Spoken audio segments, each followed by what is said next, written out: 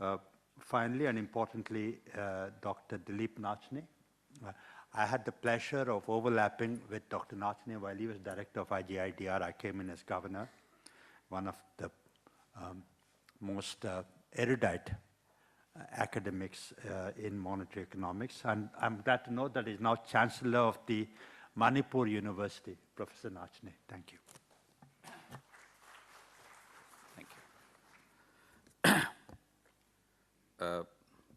Honorable Dr. Rangarajan, Dr. Bimal Jalan, Dr. Y.V. Reddy, Dr. Subbarao, senior academicians, Dr. Srinivasan, Dr. K.L. Krishna, Dr. V.N. Pandit, and others, Dr. Kirit Parikh, Dr. Mahindra Dev, Dr. Goyal, IGIDR faculty members, alumni, students, and friends. This is indeed a momentous occasion for everyone associated with the IGIDR, either as faculty, alumnus, staff, or well-wisher. My own association with the IGIDR has been a somewhat checkered one. I witnessed its birth as an outsider with a sense of skepticism, watched its spectacular growth under its first director with mixed feelings of admiration and also, let me confess, envy. And then one fine day, found myself at the helm of its affairs. 25 years is but a short time in the life of an educational institute, especially in a country like India with a long historical tradition of higher education. All the more remarkable, therefore, that the IGIDR is today reckoned as one of the leading research and teaching institutes in India with a world-class presence. Having taught in a leading metropolitan state university in India for nearly 30 years, I am fairly familiar with the kind of constraints that state universities in India typically confront. This could be grouped under three broad headings. Firstly, there is the overarching influence of the state-level bureaucracy and, in extreme cases, active political interference. This often leads to a university administrative structure biased towards inertia and inflexibility, which is characterized by a marked insensitivity to the evolving requirements of the student community as well as the faculty.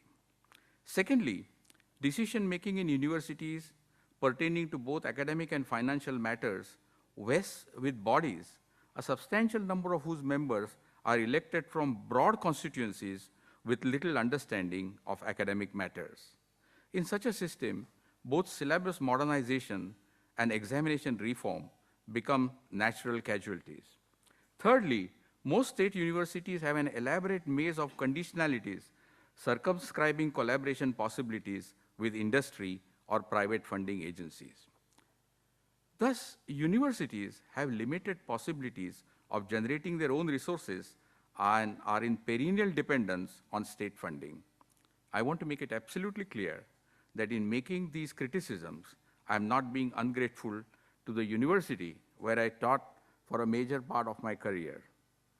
As a matter of fact, and as is fairly well known, my attachment for that university verges on the sentimental. I'm only stating a few facts that apply more or less across the board to all Indian universities, facts that are well known to almost everyone who has passed through the portals of an Indian university, and in trying to remedy which, many of us have devoted a substantial amount of their time and energies. My main contention is that the founding fathers of the IGIDR deserve credit for their prescience in devising a constitution for the institute which avoided precisely these pitfalls. By cutting bureaucratic procedures to a minimum, by giving the institute faculty almost complete academic freedom in the design of their syllabi, by introducing almost complete flexibility in academic matters, and by making the institute financially secure, all the necessary conditions were put in place for the perfect academic environment. However, even with all parameters in their proper places, institutes can flounder on the bedrock of personal egos, political interference, infrastructural constraints, and the like. Fortunately, in Dr. Kirit Parikh, the IGIDR found a leader who was more than equal to all this. He was a natural institution builder who overcame difficulties with a deft combination of tact, perseverance, and flexibility. I could almost call it legerdemain, except that it was for a selfless purpose. His successor, Dr. Radhakrishna, consolidated many of the ambitious schemes initiated by Dr. Parikh. Thus, both my predecessors, to quote Shakespeare somewhat out of context, gave to airy nothing a local habitation and a name. A few years after its inception, the IGIDR converted itself into a deemed university and started awarding its own MSc, MPhil, and PhD degrees. There were many who doubted whether the new responsibilities of a teaching university would come in conflict with the original mandate of a research institute. Once again, the doubts and forebodings of the Cassandras were laid to rest, and the transition was managed with extraordinary finesse. It is not my intention to go over the details of the various achievements of this institute, as these are well known to most of us assembled here and have been referred to by previous speakers. I feel that our students are possibly the best testimony, to, as also the various academic publications and official reports are the best testimony to the achievements of the IGIDR. I was associated with the IGIDR only for a very brief period as director, and hence can lay claim, if at all, only to a very marginal share in the institute's glory. But just as a night watchman in cricket who plays out the last 2 overs of the day, and I may add, dutifully gets out first over next day, does get a swig of the victory champagne, I might also derive some legitimate pride in participating in the Jubilee celebrations. My predecessors had already put the entire system on, so to say, an autopilot. All I had to do was to avoid any crime or blunders. Crime was, of course, out of the question. I'm simply not that clever. But blunders, on the other hand, have been an integral part of my life. But fortunately for the IGIDR, I could, during my tenure, rely on the guidance of the governing board in all policy matters. I was also most ably advised by 2 sound and very sensible registrars, the current incumbent, Jai Mohan Pandit, and his predecessor, Mr. Subramaniam, who very efficiently got rid of any bees overeager to enter my bonnet. I could also, in particularly tricky situations, fall back on the invaluable advice of the successive deans. I may mention Dr. Babu, Dr. Vinod Sharma, Dr. Ramaswamy, Dr. Mishra, and others. To all of them, my heartiest thanks. The IGIDR has accomplished a great deal in the first 25 years of its existence. The sort of challenges likely to emerge in the next 25 years are going to be distinctly different. And of course, over such a long horizon, prognostications can only be highly subjective and impressionistic. Nevertheless, I try to present what I believe would be an appropriate profile for the IGIDR in the years to come. In my opinion, and this is my personal opinion, general skepticism about economics as a subject has been steadily growing over the last few years. This is especially evident to those of us who can't avoid interacting with non-economists. In particular, the so-called new consensus macroeconomics that we have been teaching our students for years is coming under severe strain. Both laymen and policymakers would like mainstream economics to lean less heavily on formal and axiomatic methods and go in more for empirical, computational, and database methods. The developments in behavioral finance, econophysics, complexity modeling are all pointers towards the incorporation into economics of insights from neighboring sciences like sociology, politics, history, and jurisprudence. The IGIDR, in my opinion,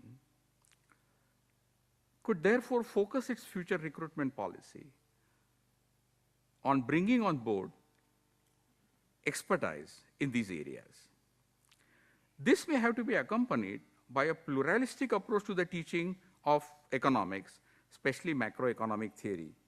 Such an approach, I think, ties in with the vision of the founders of this institute, who thought in terms of the broader concept of development studies rather than its narrower expression, development economics. I think the governor, Dr. Subbarao, also spoke in a similar vein in his address. I'm happy to report that a small beginning has already been made in this direction with the collaboration involving some European universities and centered around law and economics. Similar initiatives may have to be launched in regard to other social sciences in what some have termed the new age of social science unity. I also feel that institutes like IGIDR are often confronted with an identity crisis.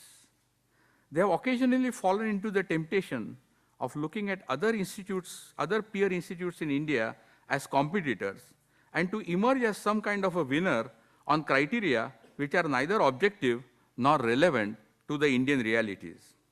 Such elitism ignores the basic fact that much of research today is cooperative, spanning several areas of expertise. Even more importantly, institutes like ours should not delude ourselves into thinking that other universities and institutes in India have nothing to offer us by way of collaboration. Indian institutes are often so eager to enter into collaborations with universities in the US and Europe that they fail to explore the domestic collaboration possibilities to their fullest. I think we'd be doing greater justice to the vision of our founding fathers if we try to develop research hubs in collaboration with other institutes in India, in which, utilizing our leading expertise, institutes like the IGIDR could play a key synergizing role. I'm often misunderstood when I make this point. I'm not arguing against foreign collaborations. What I'm against is falling into the trap of institutes like ours ending up as an enclave of top foreign research institutes where our research agenda is decided by others. This is an all too common trap which several research institutes in India have already walked into. I'm confident that we'll avoid this trap. With 25 years of top-notch academic experience behind us, the IGIDR is particularly well positioned to develop its own nationalistic integrated research agenda. In conclusion, it's a matter of great honor for me to speak on this memorable occasion. I take this opportunity to convey my heartfelt wishes to Dr. Mahendra Dev, his faculty, and the successive future cohorts of students in whom the future of this institute vests. I'm sure this team will steer the IGIDR to even more exciting shores. Thank you.